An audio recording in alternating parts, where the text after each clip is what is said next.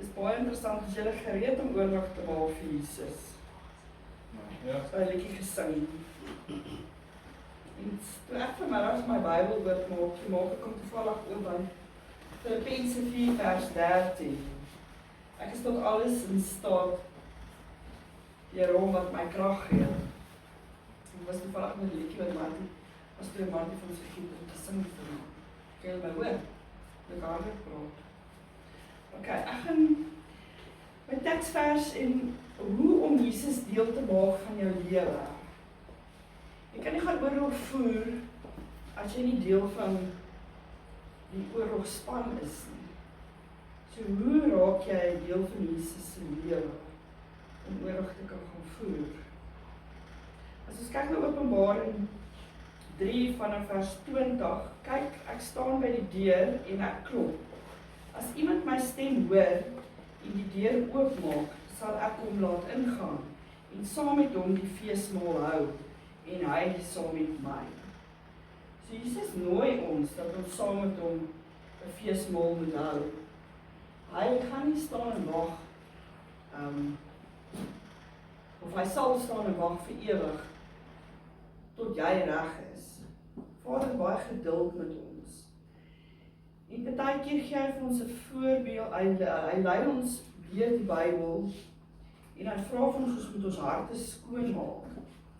En as jy nie jou hart skoonmaak en as jy nie 'n pad met hom stap nie, gaan jy nie kan oorlog voer vir hom nie. Kom maar gaan ek gou ons oë toemaak. Here Jesus, dankie dat ons vanaand hier bymekaar kan kom en dankie dat U by die deur van ons harte staan en klop. Maak ons harte sag om die stem te hoor en ons oë oop om te sien dat U werklik by ons wil wees. Verander ons harte sodat ons saam met U die pad wil stap. Heilige Gees, verander ons gedagtes en wys ons hoe om U deel van ons lewens te maak. Nie net op Sondag nie net op jeugaande nie, maar op elke dag van ons lewe. In Jesus se naam. Amen. Amen. Wie van julle voel soms alleen? Al is ons omring deur baie mense. Wie het al gewens iemand verstaan jou regtig?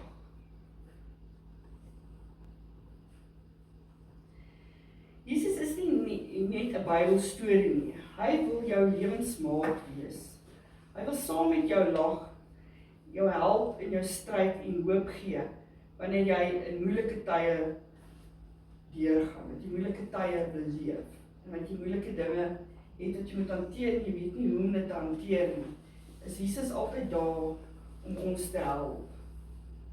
Ek wil vir julle 'n storie vertel van die leesstoel van 'n jong tiener was een aand baie moedeloos en hy het gevoel niemand verstaan hom nie, niemand luister vir hom nie, niemand help hom om sy probleme op te los nie. En sy ouma het vir hom gesê, sit 'n leesstoel langs jou en praat met Jesus.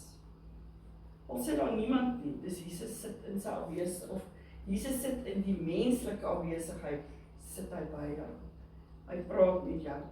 En as jy nie weet om wie te praat nie, as jou ouers nie met jou wil praat, as jou vriende nie daar is om met jou te wil praat nie, sit 'n stoel langs jou en praat met Jesus. Jy het nie nodig om met ander mense te praat nie, want hy het al die antwoorde vir jou.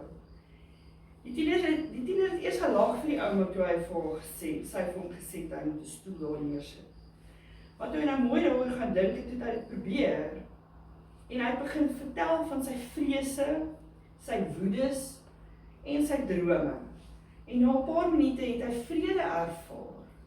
Want nadat hy oopgemaak het en besef dat hy kan met Jesus praat, al is daar niemand anders daar nie, het hy daai vrede ervaar nadat hy sy hart oopgemaak het, nadat hy sy woede en sy drome en vrese met Vader gedeel het.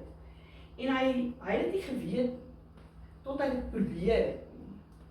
En toe hy daai vrede ervaar het wat hy nog nooit geken het nie, het hy besef Jesus is nie ver weg nie. Hy is altyd nie by ons, hy is altyd by jou.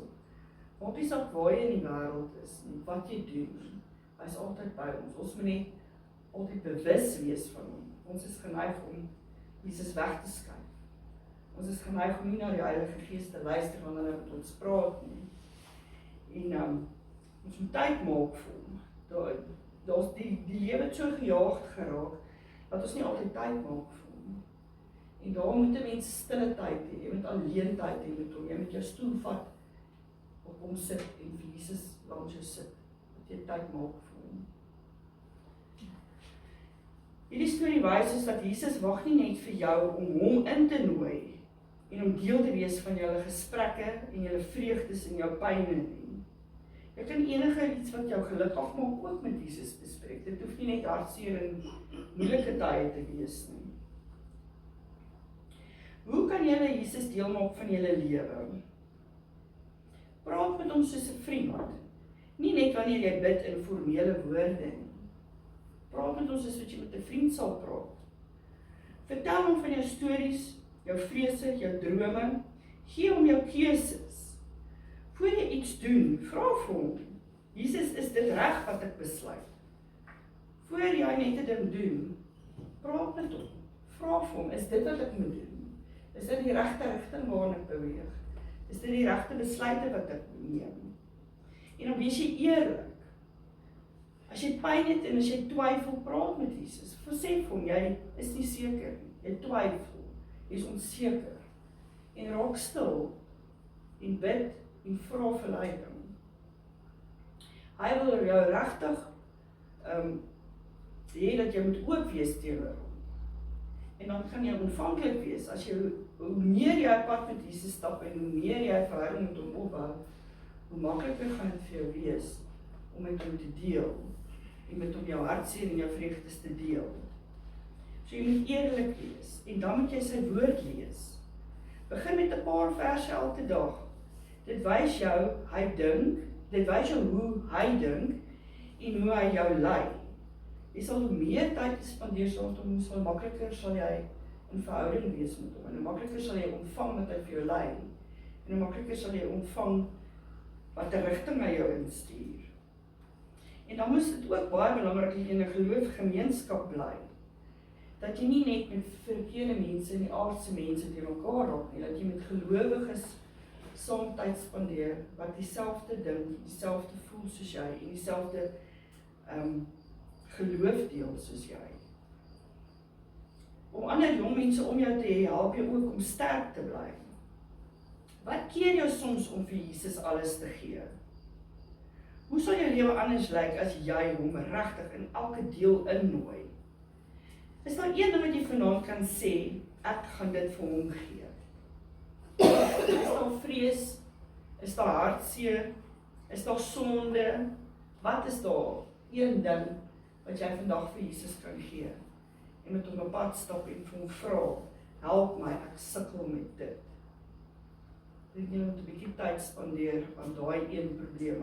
Almal het, as jy 1 of 2 of 6 probleme het, dit maak nie saak nie, maar dink aan een probleem wat vir jou regtig kniehalter, dat jy nie elke dag kan doen wat Vader van jou verwag nie. En werk daai een probleem met hom deur die week.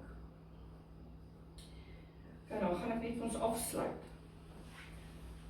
Vader, Jesus, ons hoor vanaand u hart klop. Ons hoor vanaand u klop aan ons harte. Ons maak ons harte oop en ons nooi u in. Wees die koning van ons lewens, die vriend wat ons nooit los nie, en neem ons vrese, ons hartseer en ons verkeerde keuses en vul dit met u lewe. Help ons om elke dag bewus te wees dat u by ons is en ons kies u as Jesus om deel te wees van ons lewens. Amen.